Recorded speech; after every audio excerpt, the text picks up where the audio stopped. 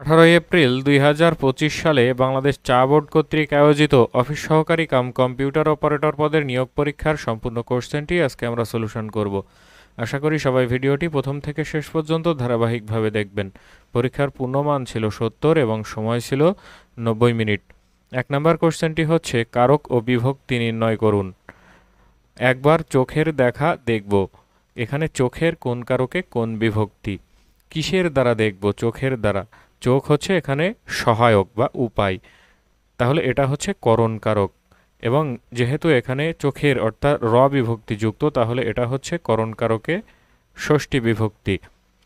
বাঘে মহিষে এক ঘাটে পানি খায়। বাঘে মহিষে কোন কারকে কোন বিভক্তি?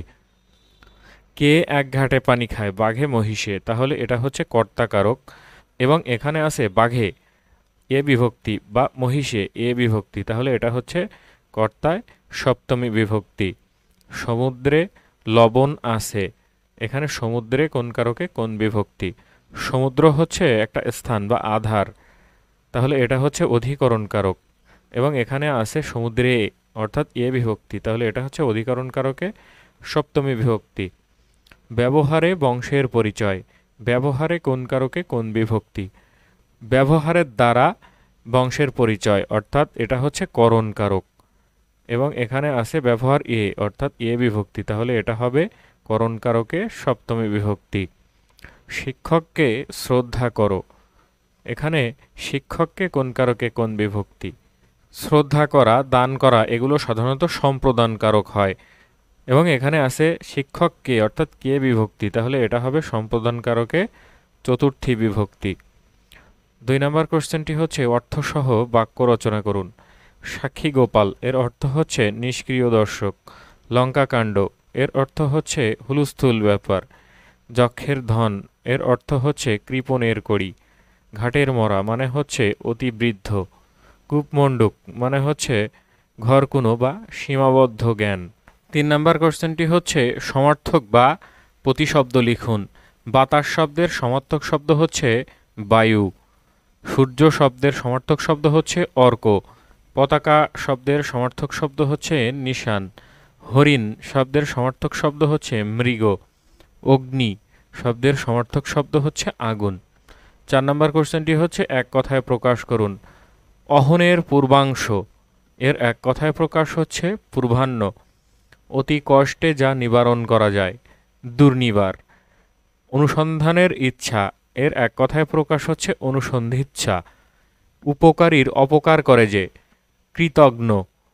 কি করতে হবে যে স্থির করতে পারে না, কিংকর্তব্য বিমূঢ়। 5 নম্বর কোশ্চেনটি হচ্ছে ইংরেজি হতে বাংলা করুন।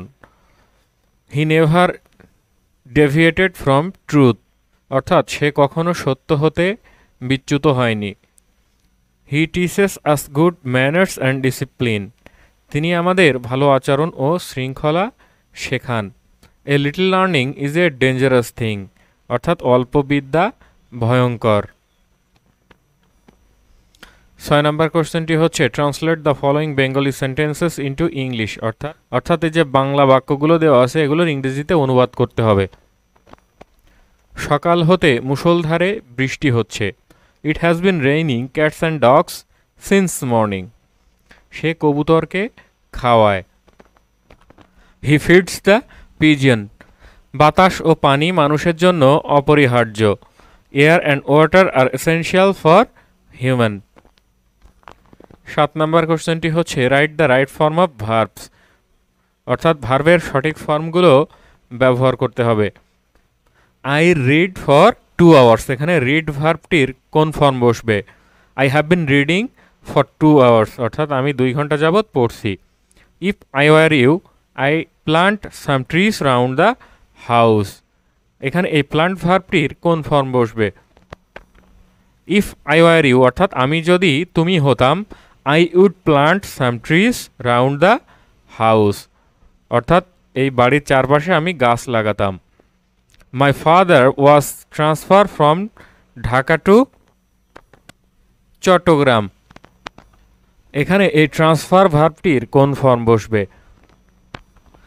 এখানে হবে my father was transferred from Dhaka to Chittagong, অর্থাৎ আমার বাবা ঢাকা থেকে চট্টগ্রামে ট্রান্সফার হয়েছিল। The size of the shoes be short, এখানে বি এর পরিবর্তে কোন ভার্ব বসবে? The size of the shoes is short, অর্থাৎ এক জোড়া জুতাকে সিঙ্গুলার হিসাবে ধরা হয়। There be two high schools in our village, এখানে দুইটা হাই স্কুল আছে, তাহলে এখানে বি এ ভার্বের পরিবর্তে এখানে বসবে there are two high schools in our village. 8 নম্বর কোশ্চেনটি হচ্ছে fill in the blanks with the prepositions, অর্থাৎ প্রিপোজিশন ব্যবহার করে শূন্যস্থানগুলো পূরণ করতে হবে। The duty was imposed dash me, the duty was imposed upon me, অর্থাৎ আমার ওপরে কর্তব্যটি আরোপ করা হয়েছিল। The old man has no influence dash his sons, the old man has no influence over his sons, অর্থাৎ বৃদ্ধ লোকটির তার ছেলের উপরে কোনো প্রভাব বা ইনফ্লুয়েন্স ছিল না।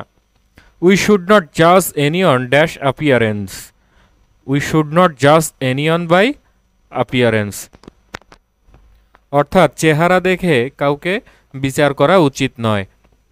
শতকরা বার্ষিক 8.5 টাকা মুনাফায় কত টাকার 6 বছরের মুনাফা 2550 টাকা হবে? তাহলে এখানে 100 টাকার 1 বছরের মুনাফা হচ্ছে 8.5 টাকা, তাহলে 100 টাকার এই 6 বছরের মুনাফা হচ্ছে 8.5 গুণ 6, অর্থাৎ 102/2 টাকা। তাহলে এই টাকাটা মুনাফা হয় যখন আসল 100 টাকা, এবং 1 টাকা মুনাফা হয় যখন আসল হচ্ছে এত টাকা, এবং এই 2550 টাকা মুনাফা হবে যখন আসল 5000 টাকা। এটাকে আমরা শর্ট ফর্মেও করতে পারি, I = PNR এই সূত্র দিয়ে। I হচ্ছে ইন্টারেস্ট, P হচ্ছে আসল, N হচ্ছে সময়, এবং R হচ্ছে এই সুদের হার। এখানে মান বসিয়ে ক্যালকুলেশন করলে আমরা এই মানটা পেয়ে যাব 5000 টাকা। 10 নম্বর কোশ্চেনটি হচ্ছে গুণফল নির্ণয় করুন। এখানে দশমিকের পরে এখানে সবগুলো দশমিকের গুণ। প্রথমে আছে 0.01 গুণ 0.07 গুণ 7.009, এটাকে গুণ করলে হবে 0.0049063। যদি এখানে 0.009 হয় তাহলে হবে 0.00063। 0.01 গুণ 0.1 গুণ 0.1 সমান কত? তাহলে এখানে সবগুলো শেষের ডিজিট হচ্ছে 1 গুণ 1 গুণ 1, অর্থাৎ 1, এবং এখানে দশমিকের পর মোট সংখ্যা হচ্ছে 1 2 3 4টা, অর্থাৎ এখানে 1 বসবে এবং এর আগে 3টা শূন্য বসবে, অর্থাৎ 0.0001। 11 নম্বর কোশ্চেনটি হচ্ছে ভাগফল নির্ণয় করুন। 2 ভাগ 0.01। এখন এই উভয় পক্ষে উপরে এবং নিচে যদি আমরা 100 দ্বারা গুণ করি তাহলে এই দশমিক সংখ্যাটা উঠে যায়, এবং এর সাথে 100 গুণ করলে হয় 1, অর্থাৎ 200/1 সমান হচ্ছে 200। 4.5 ভাগ 0.9। তাহলে এই উপরে এবং নিচে দুইটাকেই যদি 10 দ্বারা গুণ করা হয় তাহলে উপরে হবে 45 এবং নিচে হবে 9। তাহলে 45কে 9 দ্বারা ভাগ করলে উত্তর পাবো হচ্ছে 5। একটি চৌবাচ্চায় 8000 লিটার পানি ধরে। চৌবাচ্চাটির দৈর্ঘ্য 2.56 মিটার এবং প্রস্থ 1.25 মিটার হলে গভীরতা কত? এখানে চৌবাচ্চাটির দৈর্ঘ্য এবং প্রস্থ দেওয়া আছে, তাহলে চৌবাচ্চাটির তলার যে ক্ষেত্রফল, এই ক্ষেত্রফলটা আমরা নির্ণয় করতে পারবো। এটা হচ্ছে দৈর্ঘ্য গুণ প্রস্থ, অর্থাৎ 2.56 মিটার গুণ 1.25 মিটার। এটাকে যদি আমরা সেন্টিমিটারে নিয়ে আসি তাহলে 100 দ্বারা গুণ করবো, অর্থাৎ 256 সেন্টিমিটার গুণ 125 সেন্টিমিটার, অর্থাৎ 32,000 বর্গ সেন্টিমিটার।